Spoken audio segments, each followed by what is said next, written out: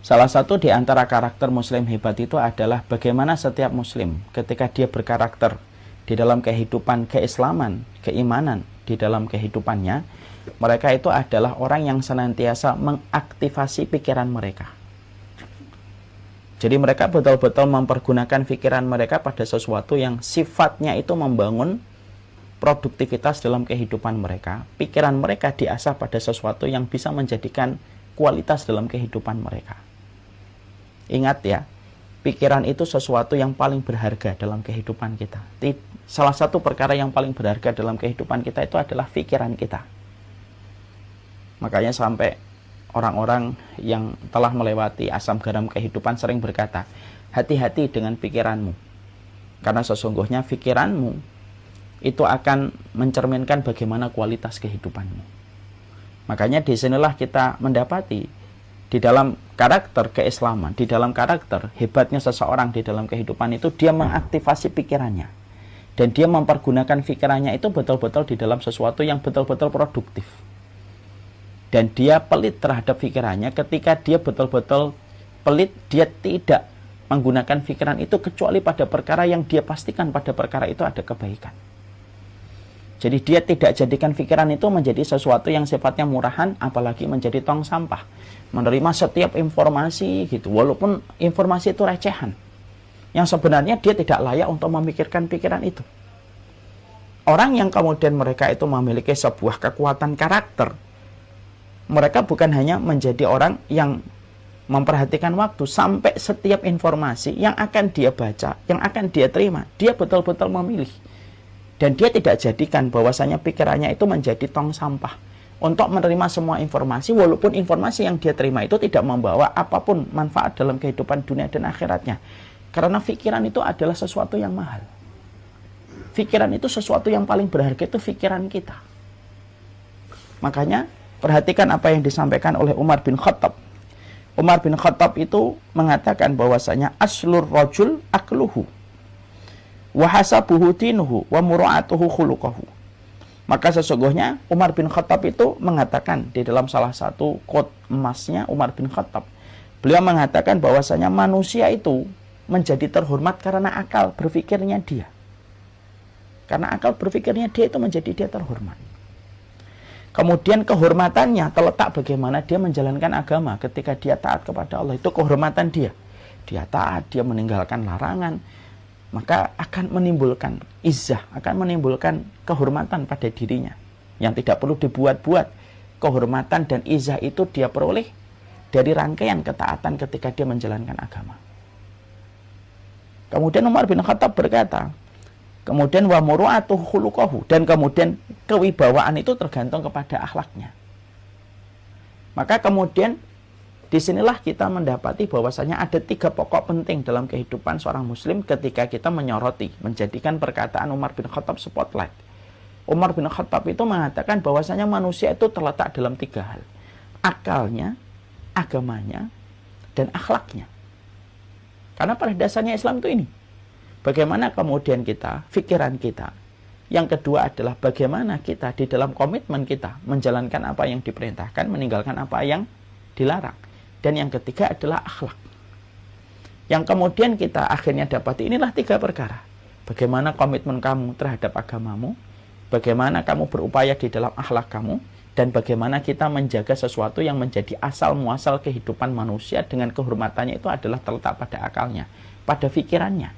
Dan menjadikan akhirnya kita paham, pikiran itu sesuatu yang sifatnya mahal.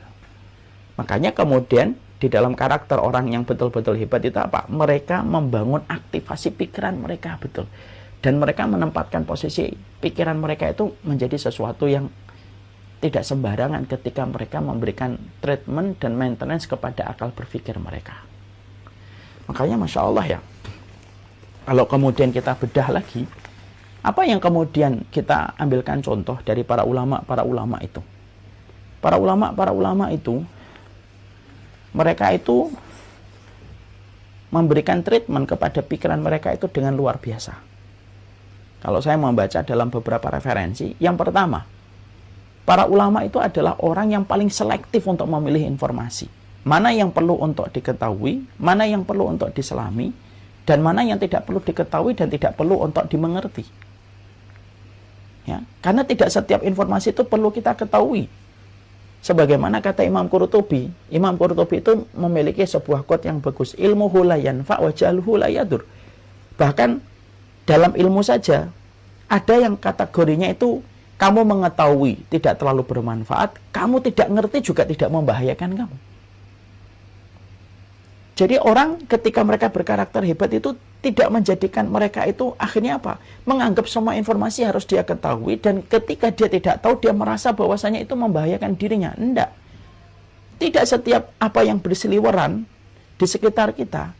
Terlebih lagi ketika kita hari ini mendapatkan informasi yang begitu cepat, sifatnya real time gitu ya.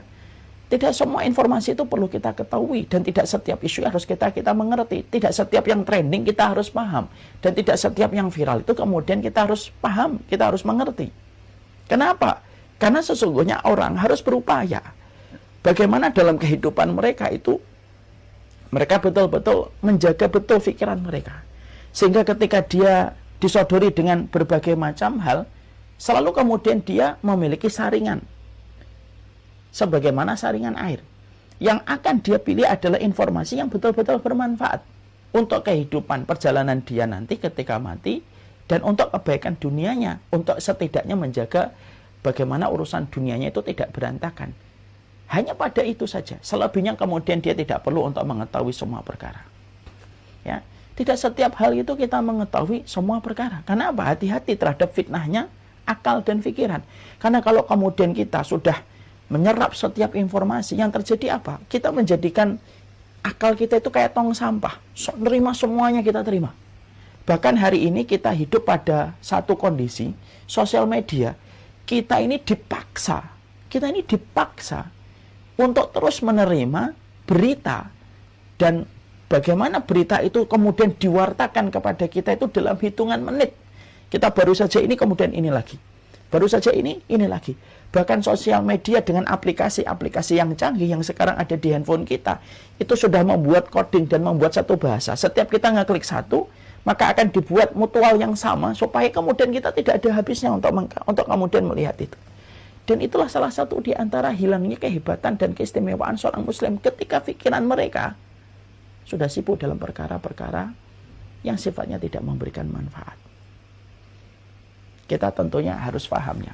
Di salah satu yang kemudian kita dapati ya, di dalam salah satu perkataan, ikhtiyaru rajul dalilu unwanu aklihi. Ikhtiyaru rajul dalilu ma'ani itu artinya apa sih? Pilihan kamu terhadap apapun, pilihan kamu terhadap informasi yang kamu masukkan ke kepalamu, pilihan bajumu, pilihan apapun itu menunjukkan kualitas akalmu. Itu kata-kata hikmah. Berarti kemudian kalaulah kita memilih menunjukkan kualitas akal, berarti apa yang kita baca lalu masuk ke pikiran kita itu menggambarkan kualitas kita. Ya kan, sampai ada orang berkata, orang biasa memikirkan orang, ya kan? Orang kemudian ini memikirkan kejadian gitu. Dan Umar bin Khattab sudah menyampaikan kepada kita, aslur rajul akluhu. Asal muasal kehidupan manusia itu terletak pada akalnya ketika dia berpikir. Ya, makanya hari ini kita tidak boleh bagaimana kita dikendalikan oleh media sosial, tapi harusnya media sosial itu di bawah kendali kita. Kita layak untuk kemudian memilih, kita layak kemudian tidak memilih, lalu kemudian kita layak untuk kemudian mengambil, kita layak tidak mengambil. Jangan menjadikan diri kita dimulai dari pikiran kita, itu kemudian kita dijajah, dan akhirnya kita digiring supaya timbul berbagai macam narasi dan berbagai macam persepsi dan kesimpulan-kesimpulan yang diinginkan oleh orang di balik banjirnya berita dan informasi yang datang kepada kita. Ya, kan gitu ya. Makanya Masya Allah, tidak setiap informasi itu penting untuk kita ketahui. Makanya kalau boleh kita buat itu urgen, penting, tidak terlalu penting, tidak penting sama sekali. Dan kita harus memiliki itu, indikator-indikator itu apa, sesuai dengan konteks kehidupan kita masing-masing. Ini urgen nih, penting nih, dengarkan, masukkan ke pikiranmu. Ini penting, masukkan. Ini tidak terlalu penting, lihat waktu. Nah, ini nggak terlalu penting. Coba lihat hari ini kualitas kehidupan masyarakat ya, yang semoga Allah memberikan